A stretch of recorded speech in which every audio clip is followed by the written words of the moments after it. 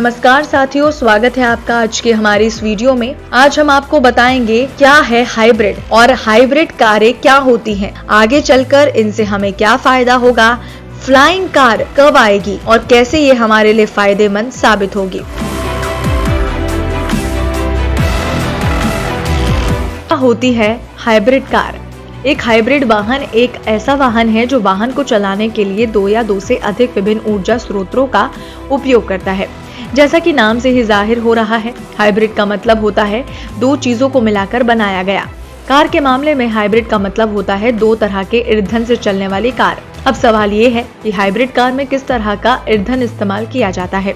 तो जवाब ये है कि भारत में अभी जो हाइब्रिड कारें मौजूद हैं वो लिक्विड फ्यूल के तौर पर पेट्रोल का इस्तेमाल करती हैं, मगर साथ ही इस तरह की कार में इलेक्ट्रिक मोटर फिट होती है जैसे किसी ईवी में। यानी इन गाड़ियों को पेट्रोल और इलेक्ट्रिक दोनों मोड पर चलाया जा सकता है।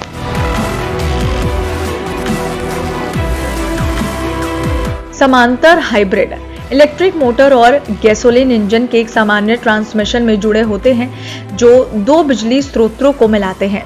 वो ट्रांसमिशन एक स्वचालित, एक मैनुअल और एक निरंतर परिवर्तनशील ट्रांसमिशन सीवीटी हो सकता है। एक बहुत लोकप्रिय हाइब्रिड ट्रांसमिशन एक पावर फिलेट सीवीटी है जिसका उपयोग टोयोटा प्रिस और शेवरोले वोल्ट द्वारा किया जाता है। ट्रांसमिशन प्रकार और गैसोलीन इंजन का आकार मुख्य कारक है जो ये निर्धारित करते हैं कि समांतर हाइब्रिड कैसे तेज ध्वनि और महसूस करेगा। समांतर डिजाइन का उपयोग करने वाले ब्रांडों में टोयोटा, लेक्सस, हुंडई, किया, फोर्ड, होंडा, लिंकन, निसान और इन्फिनिटी शामिल है।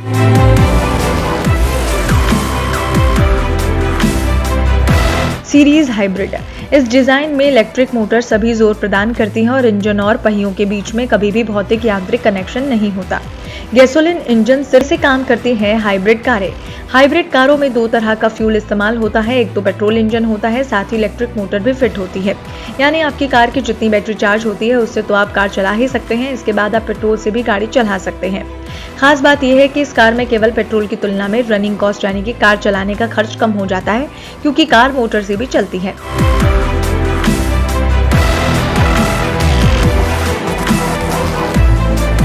क्या हाइब्रिड कारें हैं फायदे का सौदा?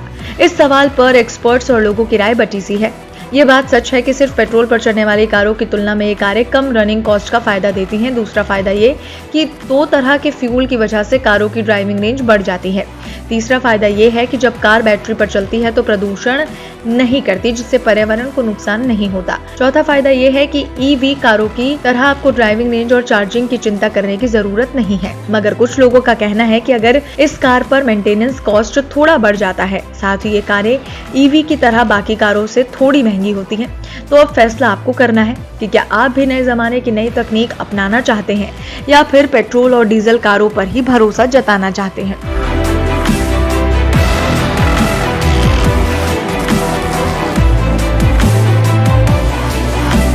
फ्लाइंग कार, उड़ने वाली कार।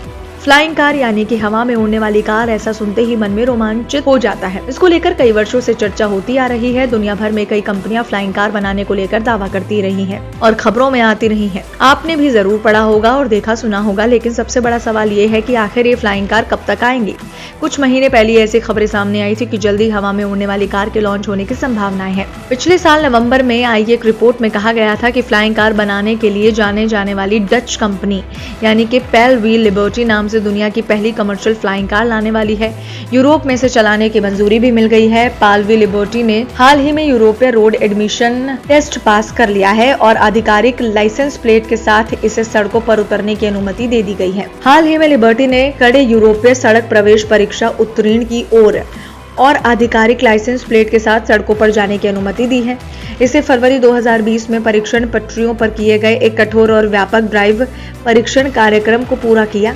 उच्च गति वाले अंडाकार ब्रेक और उत्सर्जन परीक्षण से लेकर ध्वनि प्रदूषण परीक्षण तक पाल भी अब सड़कों पर उतरने के लिए तैयार है।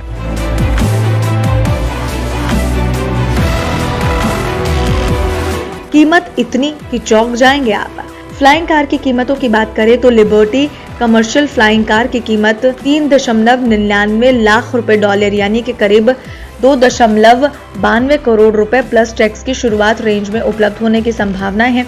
कंपनी ने इसके टेस्ट प्रोटोटाइप को साल 2012 में जमीन और हवा में चलाया था, तभी से इसके कमर्शियल प्रोडक्ट पर काम चल रहा था। ये कार 2015 में यूरोपीय एविएशन सेफ्टी एजेंसी के साथ एविएशन सर्टिफिकेशन से भी गुजर रही है। मीडिया रिपोर्ट्स में कहा जा रहा है कि साल 2022 में इसे फाइनल किया जा सकता है।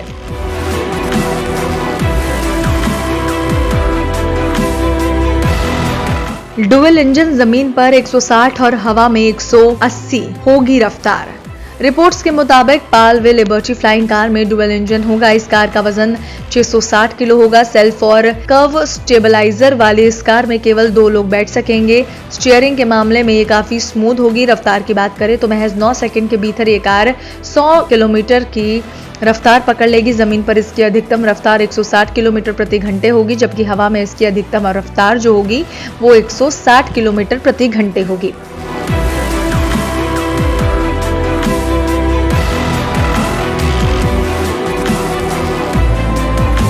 भारत में भी होगा प्रोडक्शन।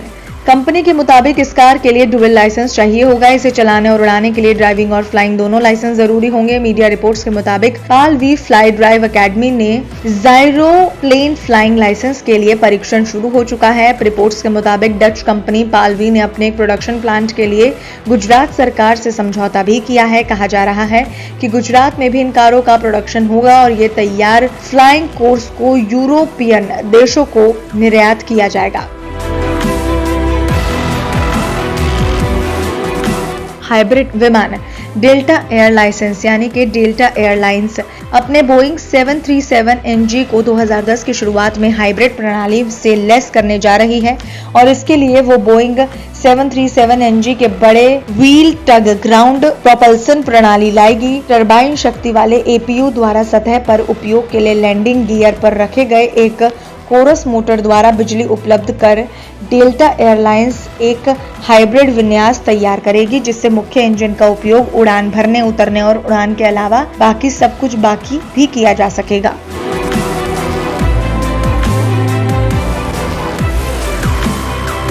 बोइंग 737-800 बोइंग ईंधन सेल प्रदर्शक हवाई जहाज में एक प्रोटॉन विनिमय झिल्ली यानी कि PEM ईंधन cell lithium ion battery hybrid प्रणाली होती है। मोटर को विद्युत मिलती है जो एक पारंपरिक प्रोपेलर के लिए युग्मित है। ईंधन सेल उड़ान के लिए क्रूज चरण के सभी तरह से शक्ति प्रदान करता है। उड़ान भरने और चढ़ाई के दौरान उड़ान खंड को सबसे अधिक बिजली की आवश्यकता होती है और प्रणाली हल्के लिथियम आयन बैटरी पर चलती है। प्रदर्शक विमान एक डिमोना मोटर ग्लाइडर है जिसे ऑस्ट्रेलिया के डायमंड एयरक्राफ्ट इंडस्ट्रीज ने बनाया है और जिसने विमान में संरचनात्मक संशोधन किए हैं। 16.3 मीटर पंख की चौड़ाई, 53.5 फीट वाला ये हवाई जहाज ईंधन सेल से बिजली लेकर लगभग 100 किलोमीटर प्रति घंटे यानी कि 62 मील प्रति घंटे की गति से उड़ान भरने में सक्षम होगा।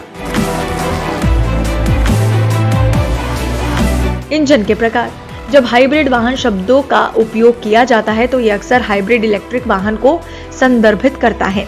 इनमें स्टेनव्यू, Toyota Prius, Toyota Yaris, Toyota Camry hybrid, Ford Escape hybrid, Ford Fusion hybrid, Toyota Highlander hybrid, Honda Insight, Honda Civic hybrid, Lexus RX 400H और 450H, हुंडई इयोनिक और अन्य जैसे वाहन शामिल हैं। एक पेट्रोलियम इलेक्ट्रिक हाइब्रिड वाहन को चलाने के लिए आमतौर पर आंतरिक दहन इंजन विभिन्न प्रकार के ईंधन आमतौर पर गैसोलीन या फिर डीजल इंजन का उपयोग करके और इलेक्ट्रिक मोटर्स का उपयोग करता है। ऊर्जा को आंतरिक दहन इंजन के ईंधन और इसे इलेक्ट्रिक बैटरी सेट्स में संग्रहित किया जाता है। फुल हाइब्रिड से लेकर माइल्ड हाइब्रिड तक कई प्रकार के पेट्रोलियम इलेक्ट्रिक हाइब्रिड ड्राइवेट्रेन है जो कि अलग अलग फायदे और नुकसान प्रदान करते हैं।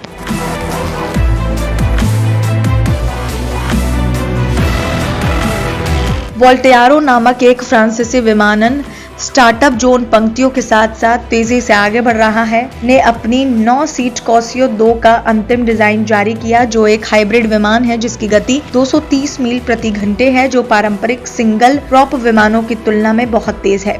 125 मील तक केवल इलेक्ट्रिक मोड में उड़ान भरने में सक्षम होगी। फ्यूचरिस्टिक्स दिखने वाली कैसियो 2 साल के भीतर बाजार में आ सकता है।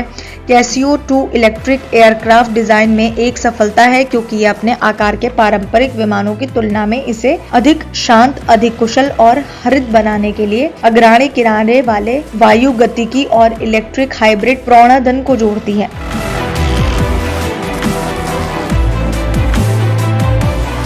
वोल्टेरो के संस्थापक और सीईओ जीन बोटी ने जॉब रिपोर्ट को बताया कि एयरफ्रेम डिजाइन अत्यधिक उत्सर्जन को कम करने के लिए पर्याप्त नहीं है। आपको प्रणोदन और फ्रेम के लिए पावर ट्रेन के बीच सबसे अच्छा अनुकूलन खोजने की जरूरत है। ये कारण है कि इलेक्ट्रिक हाइब्रिड हवाई जहाज उत्सर्जन में कमी के लिए सबसे व्यवहारिक समाधान है। वोल्टेरो ने पार्टनर एरो कंपोजिट सेंटोज के साथ ऑल कंपोजिट कैसियो 2 को डिजाइन किया। एक तरह की शहरी वायु गतिशीलता UAM हवाई जहाज को अलग अलग तरीकों से कॉन्फ़िगर किया जा सकता है, जैसे हल्का हाइब्रिड 4 या 6 सीटर अपने गैस इंजन और इलेक्ट्रिक मोटर के साथ मूल टोयोटा प्रिंस सोचे या 9-2 सैफरन इंजीनियस 45 इलेक्ट्रिक मोटर्स के साथ सीटर जो विमान को पूरी तरह से बैटरी पावर पर संचालित करने की अनुमति देता है।